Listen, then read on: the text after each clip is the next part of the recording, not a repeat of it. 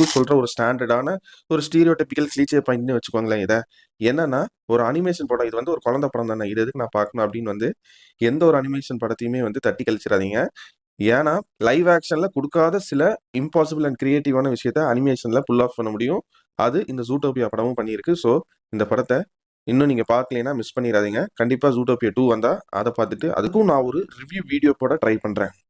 And இந்த ஜூட்டோபியாக்கு என்னோட rating என்னன்னு கேட்டீங்கன்னா 100க்கு ஒரு 85 மார்க்ஸ் தருவாங்க.